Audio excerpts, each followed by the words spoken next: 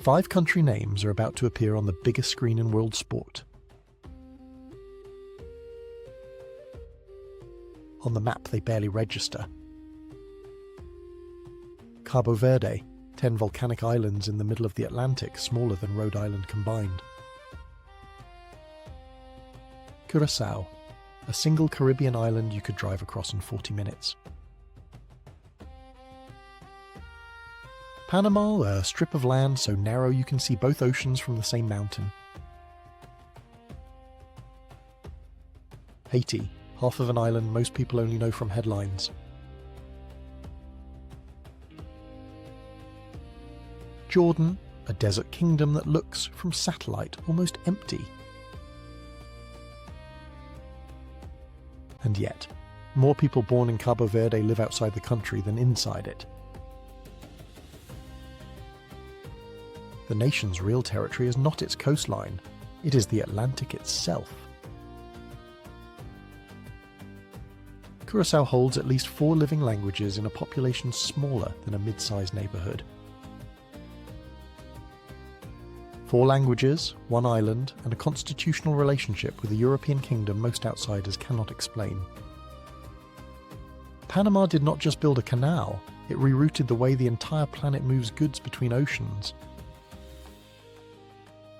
And the canal is not even the oldest reason this country matters, because its importance reaches back well before the waterway itself.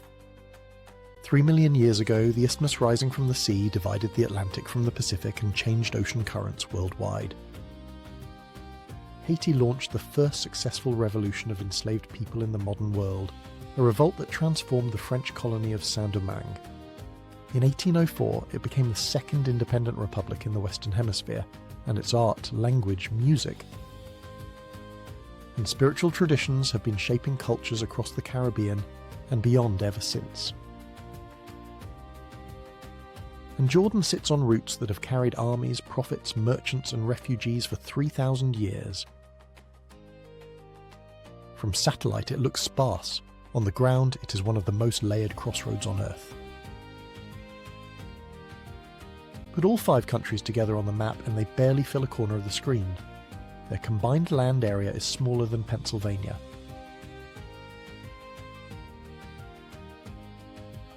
But the map measured their borders, tracing hard lines across the land. It did not measure how far their influence actually reached. If you drew a second map, one that traced every shipping lane, flight corridor, migration path, language route, remittance wire, and cultural export connected to these 5 countries, the picture would not look small at all. It would look like a web stretching across every ocean and linking most of the world's continents in a dense global network. That is what the tournament fixture list cannot show you, and that is what we are about to trace, one country at a time.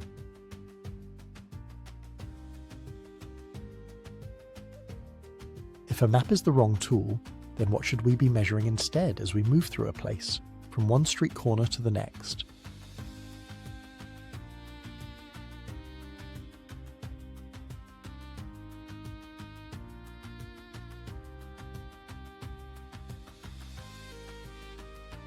Every country on Earth is drawn the same way on a map, a border, a colour, a name.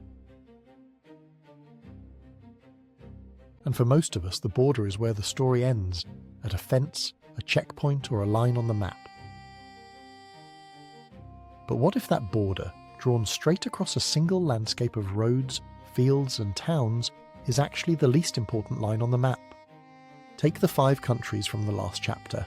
Add their land areas together, every island, every ridge, every canal bank, every desert valley. The total is smaller than the state of South Carolina. That is not a metaphor. The combined territory of these 5 nations fits inside one mid-sized American state with room to spare, and yet Cabo Verdean communities fill neighbourhoods in Boston, Lisbon, Rotterdam and Dakar. Curaçao's harbour once processed trade from 3 continents simultaneously. Panama handles roughly 5% of global maritime commerce through a single 50-mile cut. Haitian art, music and Creole travel to Montreal, Miami, Paris and Brooklyn.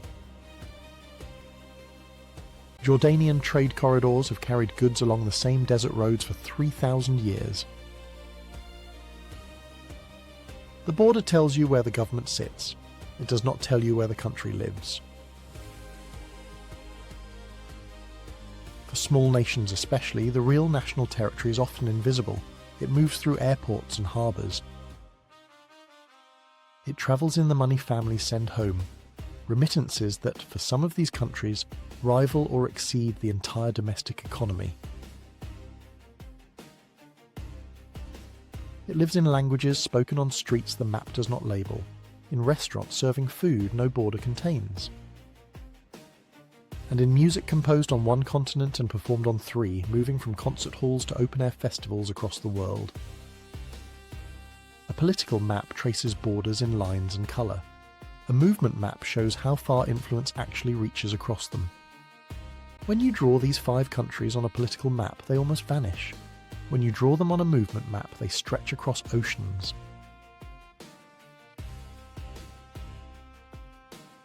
Same 5 countries, but from one border to the next, the atmosphere feels completely different. The first proof is in the middle of the Atlantic, on 10 volcanic islands that should feel like the most isolated place on Earth. On the map, Cabo Verde looks like the loneliest place in the Atlantic. 10 volcanic islands between the coast of West Africa and the coast of Brazil, with nothing but open ocean in every direction. The archipelago's total land area is smaller than Rhode Island. Some of the islands receive almost no rainfall for years at a time. The soil is volcanic, thin, and often too dry to farm. It looks, from any satellite image, like a place the world forgot. But here is what the satellite cannot show you. The estimated population of Cabo Verde is roughly 600,000 people. The estimated Cabo Verdean diaspora, living in Boston, Lisbon, Rotterdam, Dakar, Luxembourg, and dozens of other cities, is larger than that number.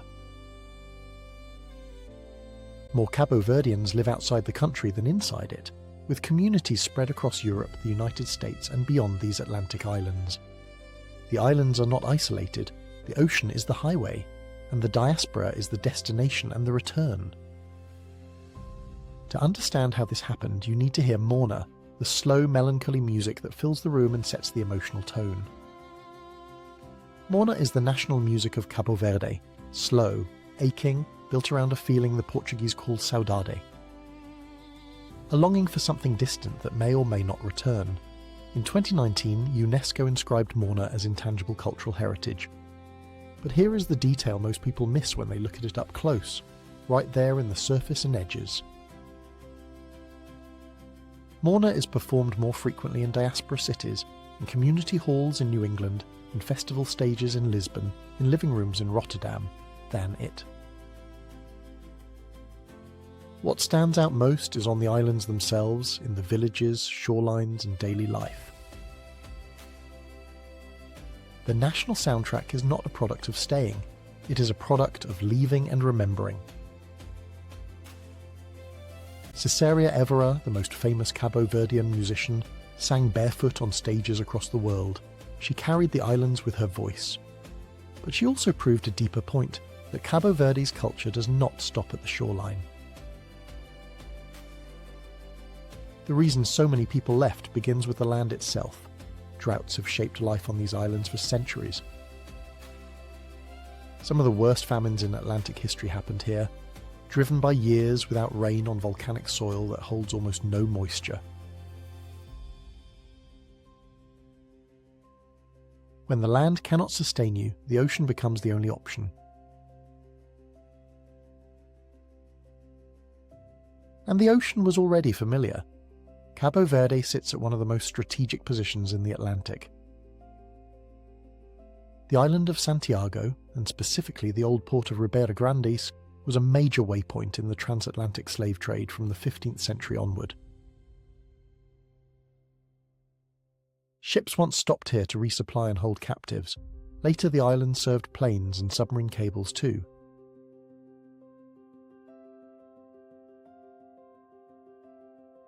Cabo Verde did not choose to be a crossroads.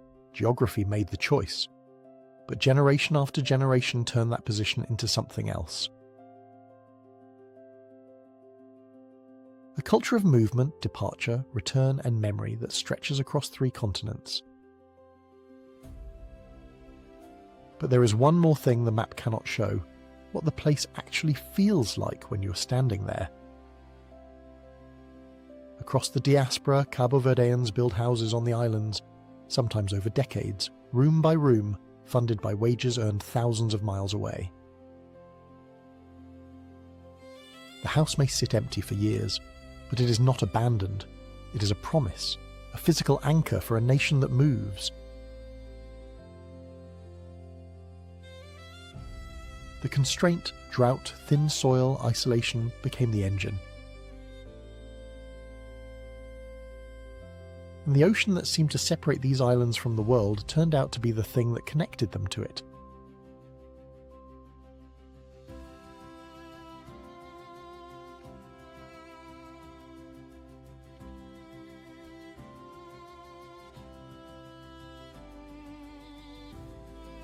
If the ocean can turn 10 dry islands into a global network, what can a single Caribbean island do with 4 languages and 3 continents in its DNA?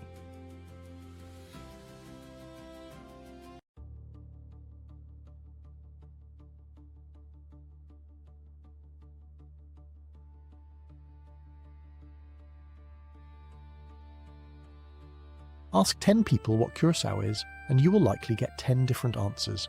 A Caribbean island, a Dutch territory, a Latin American neighbour,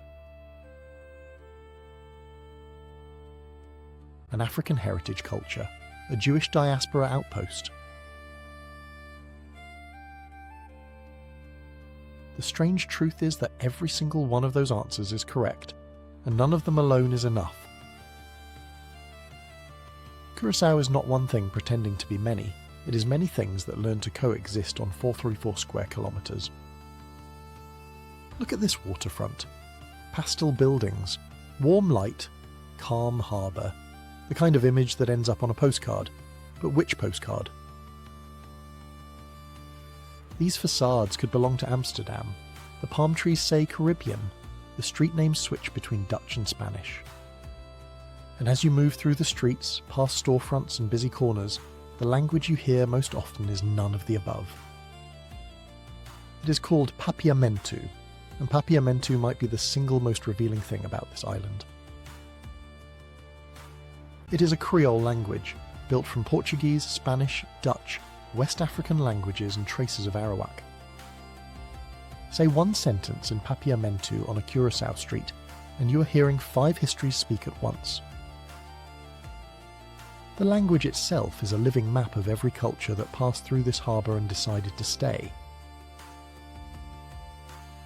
Papiamentu was formally recognised as an official language of Curaçao in 2007, but it had been the island's true lingua franca for centuries. And Curaçao's political status is just as layered as its language. Since 2010, it has been a constituent country within the Kingdom of the Netherlands. Not a colony, not a province, not fully independent. It has its own government, its own parliament, its own flag, but shares defence and foreign affairs with the Netherlands. Try fitting that into a single label. Walk through Willemstad and you hear the layers in real time. A shop sign in Dutch, a grandmother speaking papiamentu to a child. A Venezuelan radio station drifts from a passing car window, its voice spilling into the street. English at the hotel desk. 4 languages, sometimes in one conversation. Language here is not a school subject. It is the geography of the island made audible.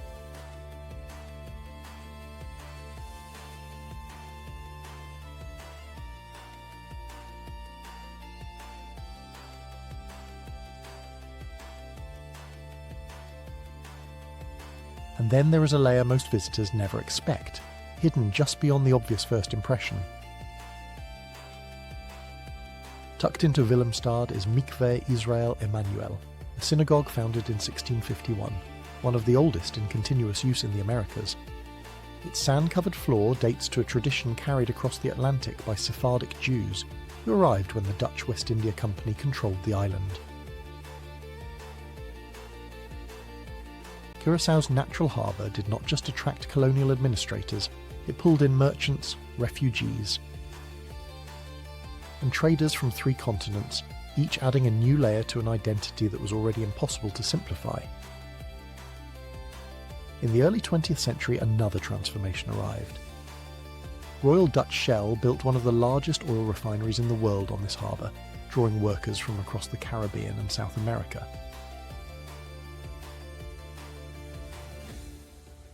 The refinery era reshaped the island's demographics, economy and urban landscape for decades. Another layer folded into a place that was already full. Around 150,000 people live on Curaçao today. That is smaller than most individual neighbourhoods in a major city. And yet this single island holds more linguistic, ancestral, constitutional and religious complexity than many countries 10 times its size. The map shows a dot near Venezuela. It does not show a place where 5 centuries of converging identities learned to share 444 square kilometres without ever collapsing into one label. If a single island can hold 4 languages and 3 continents, what can the narrowest country in the Americas do with 2 oceans and a global trade route?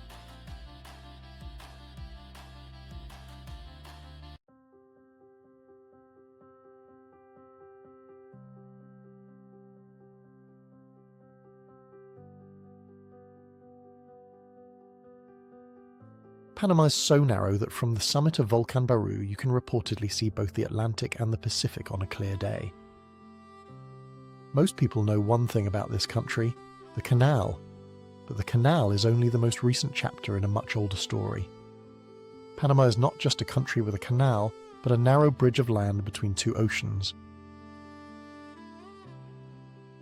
It is a continental bridge that has been controlling movement for millions of years. The canal just made it official. Roughly 3 million years ago, the Isthmus of Panama rose from the sea. Before that, the Atlantic and Pacific were connected. When the land bridge closed, it separated the 2 oceans permanently. Ocean currents shifted, the Gulf Stream strengthened, Atlantic water grew saltier and denser. Some scientists believe this single geological event helped trigger the ice ages. A strip of land barely 80 kilometers wide at its narrowest point reshaped global climate. Long before anyone drew a border or dug a canal, Panama was already moving the world.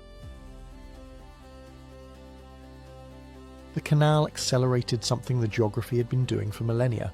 Today, roughly 5% of global maritime trade passes through those locks. Container ships carrying goods between Asia and the American East Coast, between Europe and the Pacific, all wait their turn in a country smaller than South. This is Carolina, stretching across a broad sweep of the American Southeast, from the Appalachian foothills toward the Atlantic coast.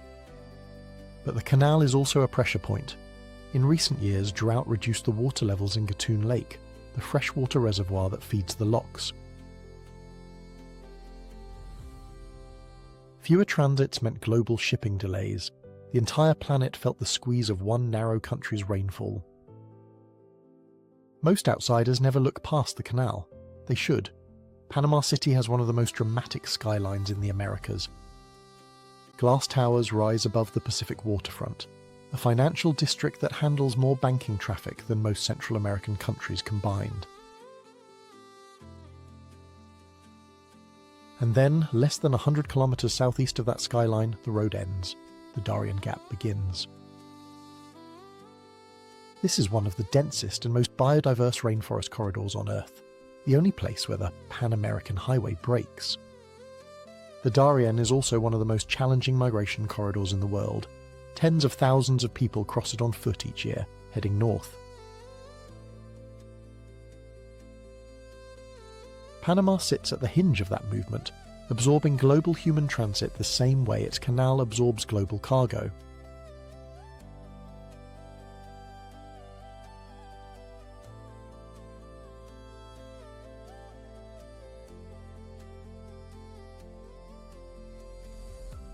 Within Panama's borders live the Guna people, who govern an autonomous territory called Gunayala along the Caribbean coast. The Guna administer their own land, control visitor access to their islands, and have maintained political and cultural self-governance in a country defined by passage and transit. In a nation that the map reduces to a thin line between two oceans, the Guna remind you that not everything here is about moving through. Some things are about staying. The workers who built the canal understood that tension. During the construction era, tens of thousands of Caribbean labourers came to dig. Thousands died from disease, landslides, and accidents, from minor fender benders to serious crashes on busy roads. Their descendants are now part of Panamanian society, English-speaking communities along the canal zone, Caribbean culture embedded in a Latin American isthmus. Panama does not look like much on the map, a sliver between two enormous continents. But that sliver separated two oceans, redirected the planet's currents, channeled the world's shipping, sheltered one of Earth's last great rainforests, and gave an indigenous nation the space to govern itself inside a country everyone else was just passing through. Panama proves that a narrow country can move the world. But what about a country the world thinks it already knows, from the worst possible angle?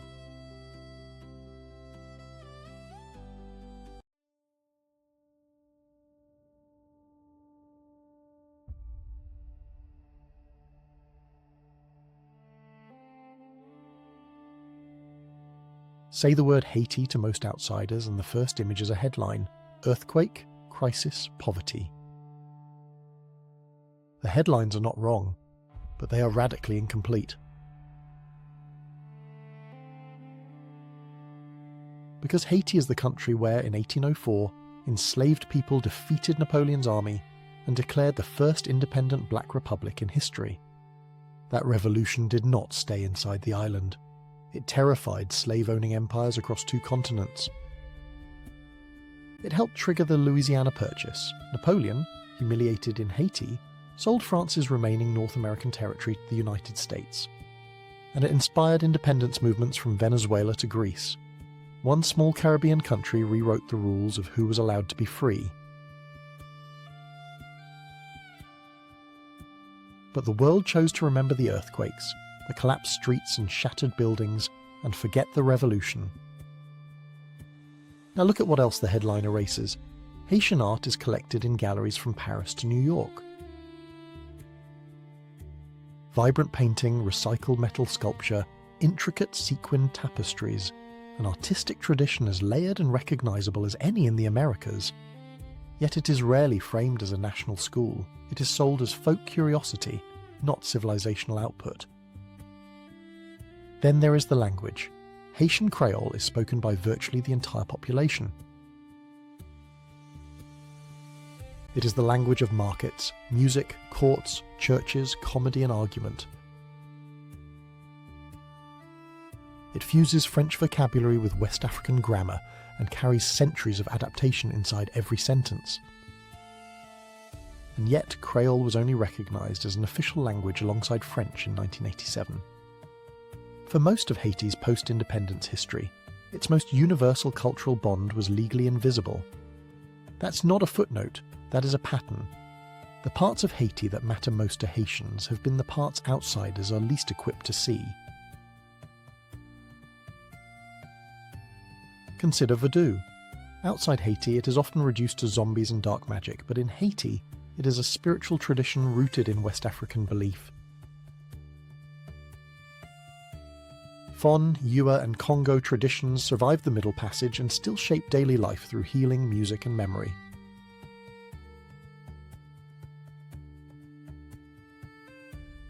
The distortion of Vodou may be the single clearest example of how outsiders reduce what they do not understand.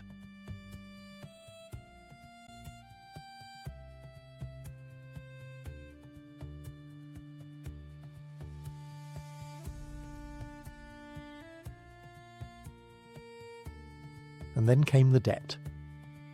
In 1825, France demanded Haiti pay an indemnity of 150 million francs as compensation for the loss of enslaved people and plantations. Haiti borrowed from French banks to pay it.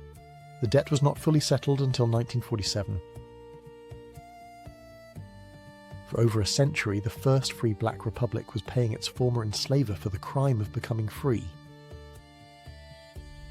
That financial wound shaped infrastructure, education, governance, and international standing for generations.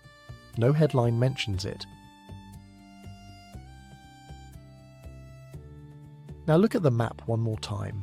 Over 1 million Haitians live in the United States alone. Significant communities fill neighborhoods in Miami, Brooklyn, Montreal, and Paris. Remittances flow back to the island constantly. Haitian music, compa, racine, rap creole, circulates across the Caribbean and beyond. Haitian food, language, and memory travel wherever Haitians travel. The country's real territory extends far past its coastline. Haiti proves that a country's real weight is measured in memory, art, language, and people, not in headlines. There is one more country to see, and it requires you to look past the emptiest image of all.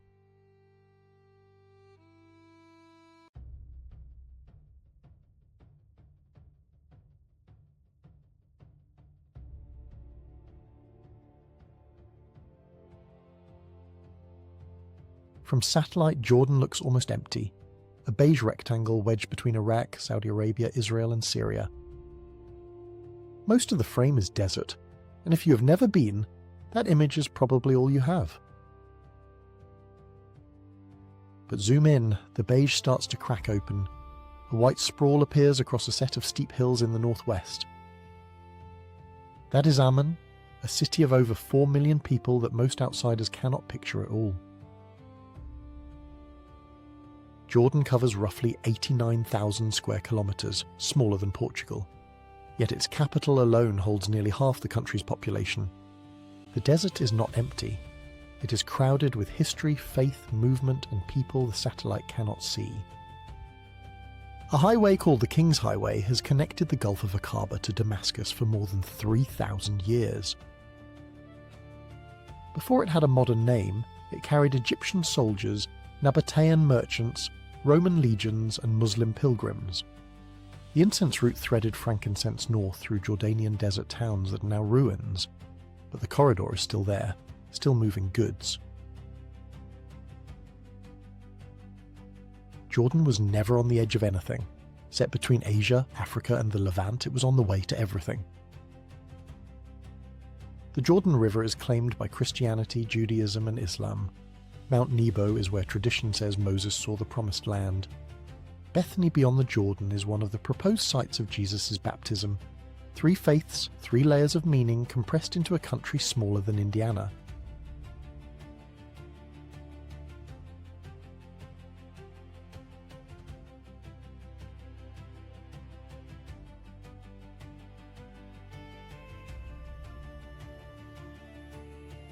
For more than 70 years, Jordan has taken in refugees from Palestine, Iraq, and over 660,000 registered Syrians since 2011. Per capita, that makes Jordan one of the largest refugee-hosting nations on Earth. The desert that looks empty from satellite is actually one of the most crowded corridors of human crossing in modern history. Jerash, about 50 kilometers north of Amman, is a full Roman provincial city, founded as Curaçao in the 2nd century BCE. Colonnaded streets, a massive oval plaza, temples, theatres, and a triumphal arch, all still standing. One of the best preserved Roman sites outside Italy. Most people do not expect to find Rome in the Jordanian hills.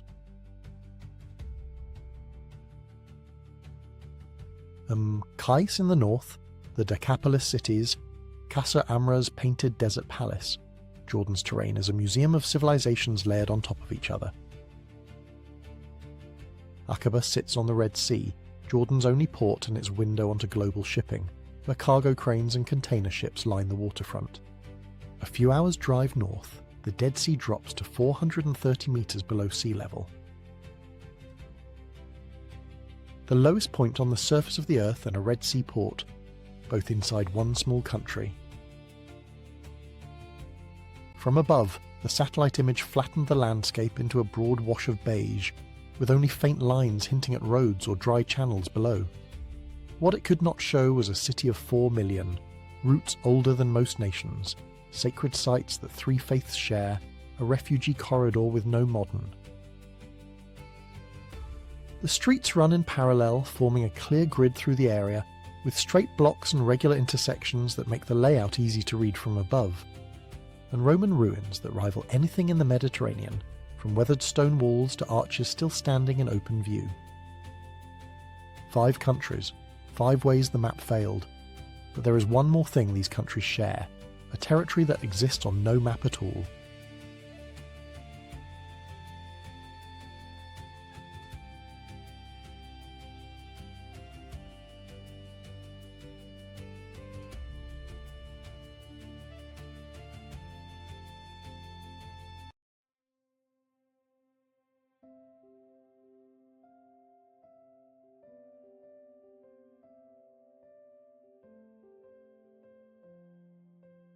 Every one of these 5 countries exists in 2 places at once, inside its borders and inside the lives of the people who left.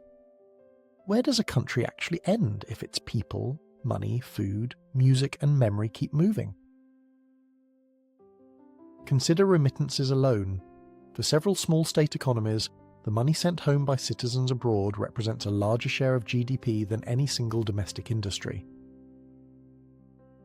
The diaspora is not a footnote. It functions as the country's largest economic sector, operating entirely outside its borders. In Lisbon, there are neighbourhoods where Cabo Verdean restaurants outnumber Portuguese ones on a single block. The music drifting from those kitchens carries Morna, the same melancholy Atlantic sound born on the islands. In Montreal, Haitian Creole is one of the most spoken home languages after French and English. The city hosts one of the largest Haitian cultural festivals outside the Caribbean, filling its streets with music, food, and parade crowds. In the Netherlands, Curaçaoan athletes compete at the highest levels of European sport. Dutch-born children grow up hearing papiamentu at the dinner table. Panamanian communities shaped neighbourhoods in Brooklyn long before the canal became a symbol. Jordanian families run businesses from Detroit to Sao Paulo. Each country, quietly, had already built a second territory beyond its official borders. Now picture the map again. Not the political one with borders and capitals, but the lived one people move through every day. Draw every flight that carries a family member home. Draw every wire transfer. Draw every restaurant sign in a language that does not belong to the city around it. Draw every song that crossed an ocean.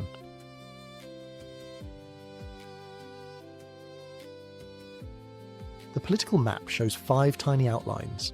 The lived map shows a web that touches every inhabited continent. This is the territory that no border can contain, and no atlas has ever printed. It is made of kitchens, airports, phone calls, money orders, music. And memory. And it has been operating for generations, long before any tournament put these names on a screen. These countries were not waiting to be discovered. They were already everywhere. The tournament just turned the lights on.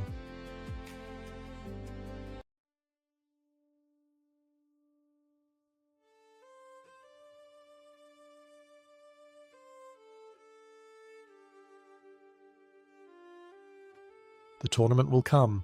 5 names will flash across screens in living rooms, bars and stadiums on 3 continents.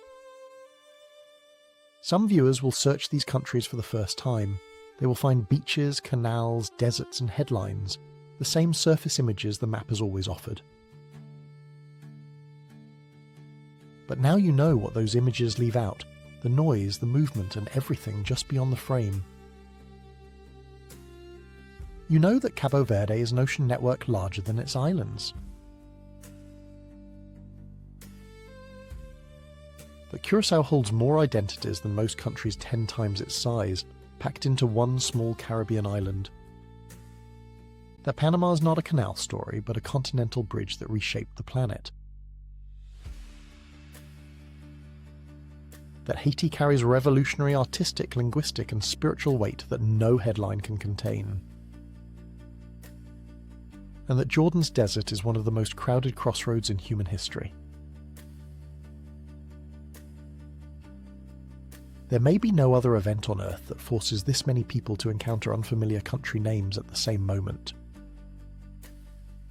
A tournament fixture is, accidentally, the last mass geography lesson the connected world still shares.